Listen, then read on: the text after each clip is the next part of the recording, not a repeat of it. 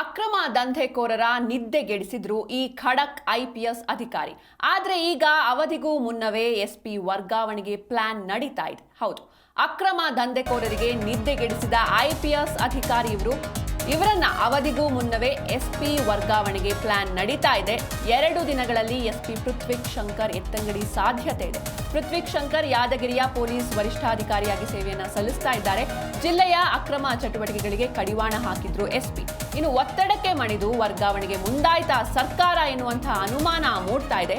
ಜಿಲ್ಲೆಯ ರಾಜಕಾರಣಿ ಹಾಗೂ ಮರಳು ದಂಧೆಕೋರರು ಸರ್ಕಾರದ ಮೇಲೆ ಒತ್ತಡವನ್ನ ಹಾಕ್ತಾ ಇದ್ದಾರೆ. ನಿದ್ದೆಗೆಡಿಸಿದ್ದ ಐಪಿಎಸ್ ಅಧಿಕಾರಿ ಎತ್ತಂಗಡಿಗೆ ಪ್ಲಾನ್ ನಡೀತಾ ಇದೆ. ಇನ್ನು ವರ್ಗಾವಣೆ ಮಾಡದಂತೆ ಸಿಎಂಗೆ ಮಾಜಿ ಸಚಿವ ರಾಜುಗೌಡ ಪತ್ರವನ್ನ ಕೂಡ ಬರೆದಿದ್ದಾರೆ.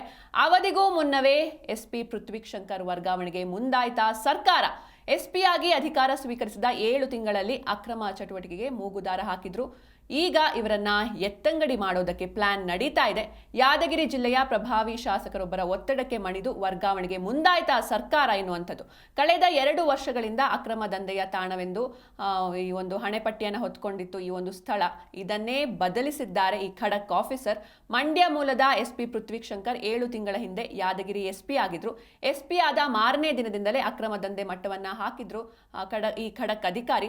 ಜಿಲ್ಲೆಯಲ್ಲಿ ನಡೀತಾ ಇದ್ದಂಥ ಈ ಸ್ಪೀಟ್ ಆಗಿರ್ಬೋದು, ಮಟ್ಕ, ಅಕ್ರಮ ಮರಳುಗಾರಿಕೆ, ಹಾಗೆ ಕೋಳಿ ಪಂಚ್ ಇವೆಲ್ಲವನ್ನ ಕೂಡ ಬಂದ್ ಮಾಡಿದ್ರು. ಎಲ್ಲಾ ಅಕ್ರಮ ದಂಧೆಗೂ ಕೂಡ ಕೆಲವೇ ದಿನಗಳಲ್ಲಿ ಮೂಗುದಾರ ಹಾಕಿದ್ರು ಖಡಕ್ ಎಸ್ಪಿ ಪೃಥ್ವಿಕ್ ಶಂಕರ್. ಈಗ ಇವರನ್ನ ಎತ್ತಂಗಡಿ ಮಾಡೋದಕ್ಕೆ ಪ್ಲಾನ್ ನಡೀತಾ ಇದೆ.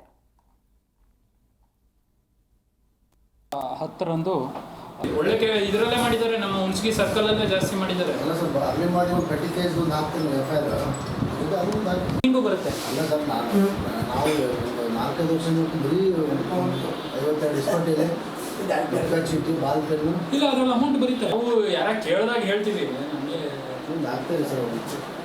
ಪ್ರೆಸ್ ನೋಟು ಲೈಟ್ ಆಗಿ ಒಂದು ಪ್ರೆಸ್ ನೋಟ್ ಕೊಟ್ಟಿದ್ದಾರೆ. ಆ್ಯಕ್ಚುಲಿ ಇದರ 22 ಲಕ್ಷದಂತೂ ಇವರೇ ಮಾಡಿದ್ದಾರೆ DSP.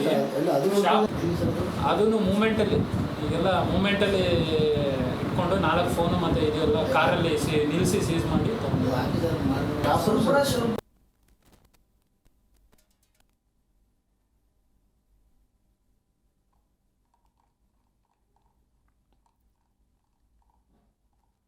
ಎಸ್, ಇನ್ನು ಈ ಜಿಲ್ಲೆಯಲ್ಲಿ ಯಾದಗಿರಿ ಜಿಲ್ಲೆಯಲ್ಲಿ ಏನು ಈಗ ಅಕ್ರಮವಾಗಿ ನಡೀತಾ ಇತ್ತು, ಇಸ್ಪೀಟ್ ಆಗಿರ್ಬೋದು ಅಥವಾ ಈ ಒಂದು ಮಟ್ಕ ಆಗಿರ್ಬೋದು, ಜೊತೆಗೆ ಈ ಅಕ್ರಮ ಮರಳುಗಾರಿಕೆ, ಈ ಒಂದು ದಂಧೆ ಏನಿದೆ ಇದೆಲ್ಲವನ್ನ ಕೂಡ ಮಟ್ಟ ಹಾಕಿದ್ರು ಎಸ್ಪಿ ಪೃಥ್ವಿಕ್ ಶಂಕರ್.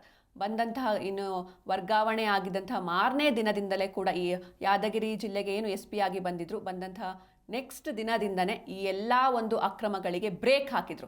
ಈ ಹಿನ್ನೆಲೆಯಲ್ಲಿ ಈಗ ಎಸ್ಪಿ ಪೃಥ್ವಿಕ್ ಶಂಕರನ್ನ ಎತ್ತಂಗಡಿ ಮಾಡುವಂತಹ ಸಾಧ್ಯತೆ ಇದೆ. ಏನು ಪ್ರಭಾವಿಗಳಿದ್ದಾರೆ ಆ ಒಂದು ಕ್ಷೇತ್ರದ ರಾಜಕಾರಣಿಗಳಾಗಿರ್ಬೋದು, ಜೊತೆಗೆ ಮರಳು ದಂಧೆಕೋರರು ಏನಿದ್ದಾರೆ ಅವರೆಲ್ಲರೂ ಸೇರಿ ಸರ್ಕಾರಕ್ಕೆ ಒತ್ತಡವನ್ನ ಹಾಕಿರುವಂಥದ್ದು. ಈ ಅಧಿಕಾರಿಯನ್ನ ಈಗ ಇನ್ನೇನು ಒಂದು 2 ದಿನಗಳಲ್ಲಿ ಎಸ್ಪಿ ಪೃಥ್ವಿಕ್ ಶಂಕರನ್ನ ಎತ್ತಂಗಡಿ ಮಾಡುವಂತಹ ಸಾಧ್ಯತೆ ಇದೆ. ಇನ್ನೂ ಬಂದು 7 ತಿಂಗಳಾಗಿತ್ತು ಅಷ್ಟೇ, ಆಗಲೇ ವರ್ಗಾವಣೆ ಮಾಡೋದಕ್ಕೆ ಚಿಂತನೆಯನ್ನ ಕೂಡ ಮಾಡಲಾಗಿದೆ.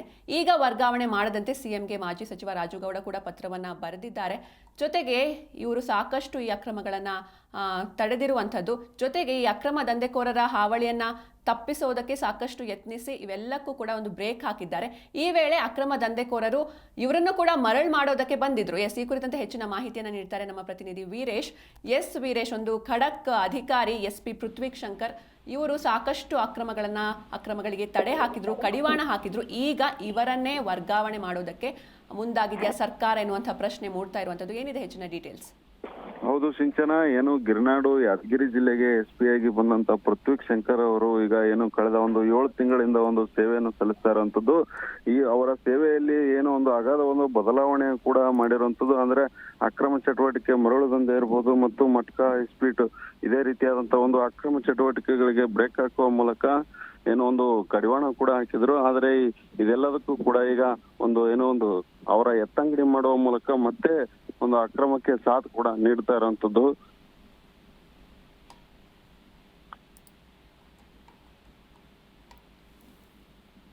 ಪ್ರಭಾವಿ ಏನು ನಾಯಕರೊಬ್ರು ಈಗ ಅವರ ವರ್ಗಾವಣೆಗೂ ಕೂಡ ಲಾಬಿ ಮಾಡ್ತಾ ಇದ್ದಾರೆ ಅನ್ನೋ ಒಂದು ಮಾತುಗಳು ಕೂಡ ಕೇಳಿ ಬರ್ತಾ ಇರುವಂತ ಹಿನ್ನೆಲೆಯಲ್ಲಿ ಅವರ ವರ್ಗಾವಣೆ ಆದೇಶ ಕೂಡ ಬರುತ್ತೆ. ಈಗ ವರ್ಗಾವಣೆ ಕೂಡ ಆಗಿದ್ದಾರೆ ಅನ್ನೋ ಒಂದು ಮಾತುಗಳು ಕೂಡ ಈಗ ಕೇಳಿ ಬರ್ತಾ ಇರುವಂತದ್ದು ಸಿಂಚನ.